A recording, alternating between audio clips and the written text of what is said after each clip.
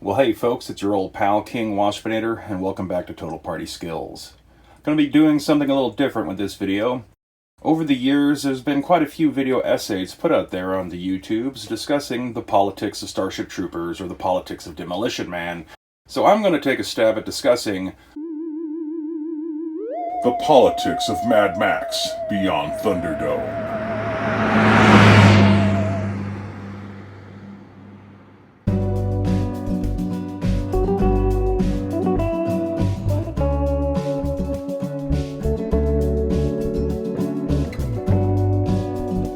In the desert sun, every step that you take could be your final one. In the burning heat, hanging on the edge of destruction.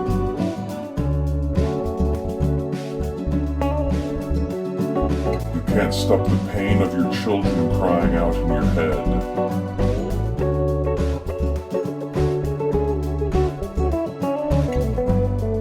They always said the living would envy the dead.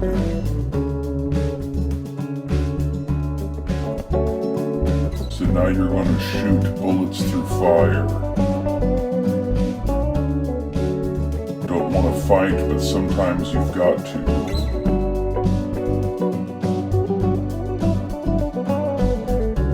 You're some soul survivor. And there's just one thing you gotta know. You've got 10 more thousand miles to go.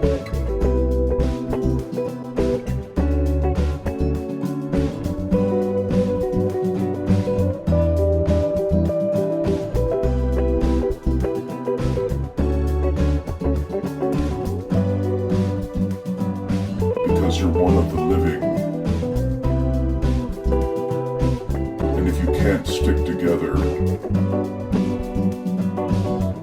who's going to make it tonight?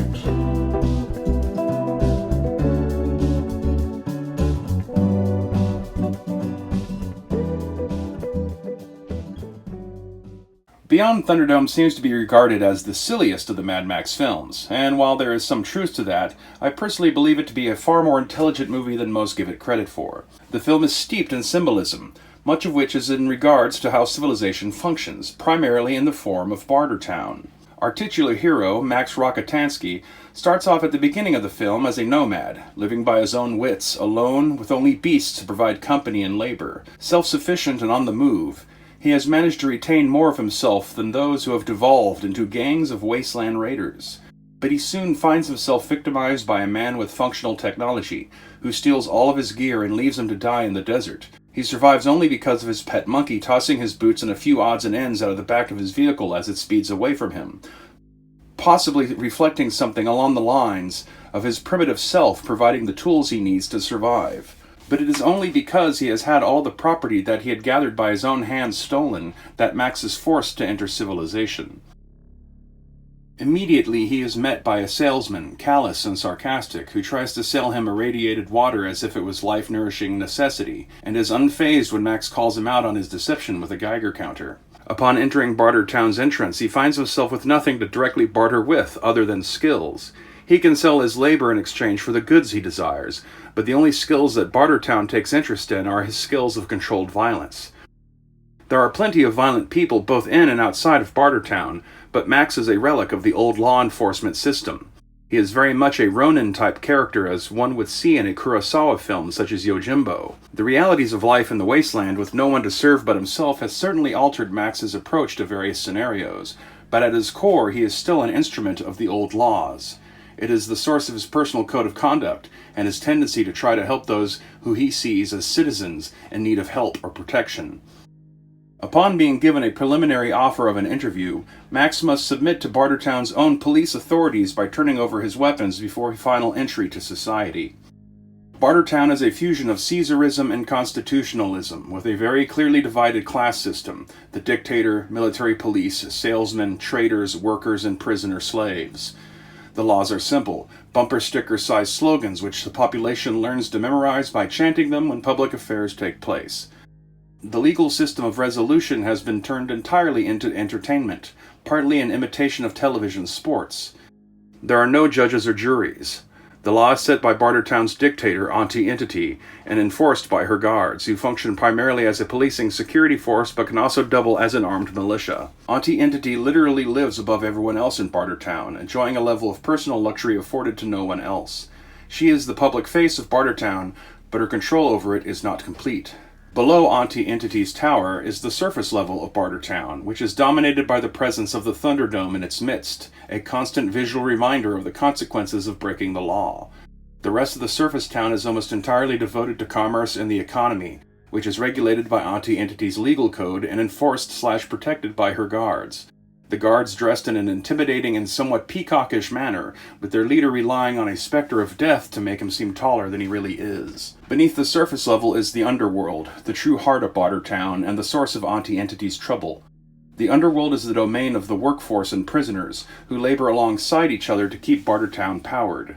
The whole operation is managed by a small, educated man who relies upon brute enforcement to both keep his workforce in line and also to protect them from Auntie Entity and her guards exploiting and abusing them. It is to remove the enforcer of Underworld's management that Max is hired by Auntie Entity.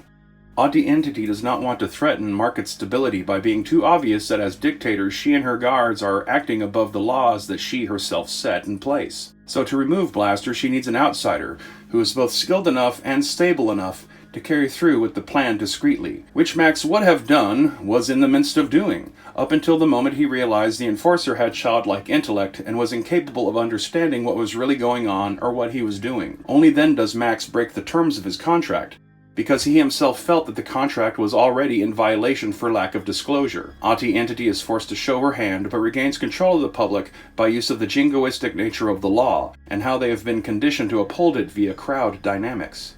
Auntie Entity continues to keep herself personally distant from the rulings of her laws by relying on the Wheel of Fortune to determine sentencing for those deemed in breach of the law. Most of the options result in slavery or death, though there is always a slim chance of acquittal. Max is sentenced to a slow death in exile, baked in the heat of Australia's western deserts.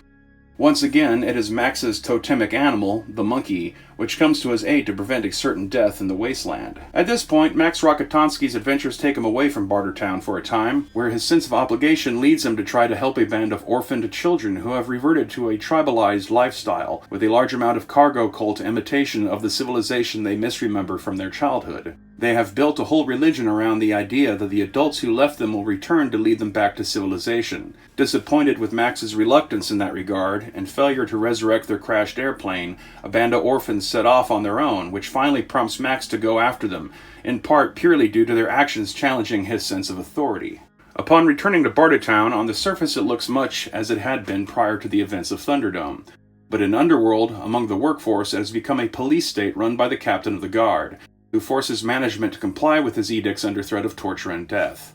These are only threats, as only management is educated enough to understand how the energy-generating machines function. Arguably, there should have been some effort put into giving the master proper apprentices to learn what he knows, but due to the threatened violence of the guards and the resentment from Auntie Entity, management has more incentive to keep the knowledge to themselves to make them too critical to let go of. Introducing the orphan tribals into Bartertown leads to immediate chaos and the rescue of the master as they flee using Bartertown's primary power generator. With Max's help, the orphans are able to see their prophecy fulfilled when the man with the airplane from the beginning of the movie takes them to the ruins of Sydney, where they set down new roots for a new civilization, separated from the rest of the orphan tribals back in their canyon ecosystem. Bartertown vows to rebuild, but realistically, it is not likely to go back to the old status quo anytime soon, as no one among them remains who is capable of rebuilding the primary generator. They will, however, likely retain the technology to provide methane fuel for their vehicles for as long as they can be maintained. In the end, unexpectedly, Auntie Entity respects Max Rokotansky enough to show him mercy. He has lost everything again, back to square one,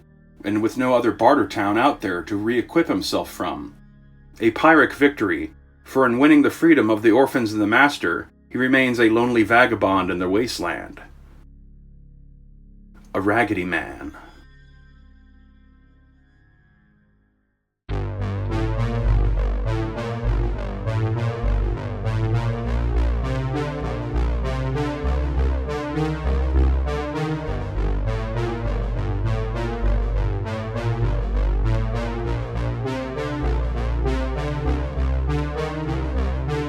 Out of the ruins, out of the wreckage, can't make the same mistake this time.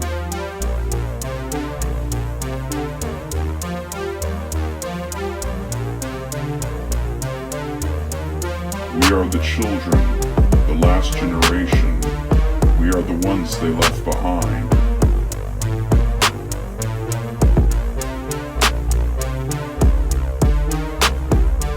And I wonder when we are ever going to change.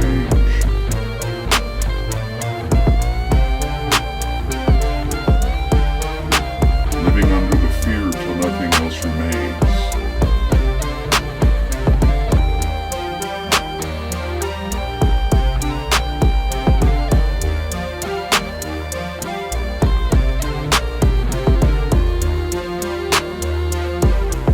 We don't need another hero.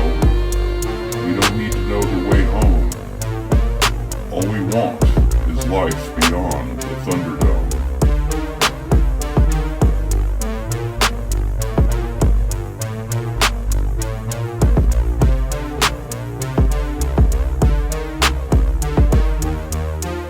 We don't need another hero. We don't need to know the way home. All we want is life beyond the Thunderdome.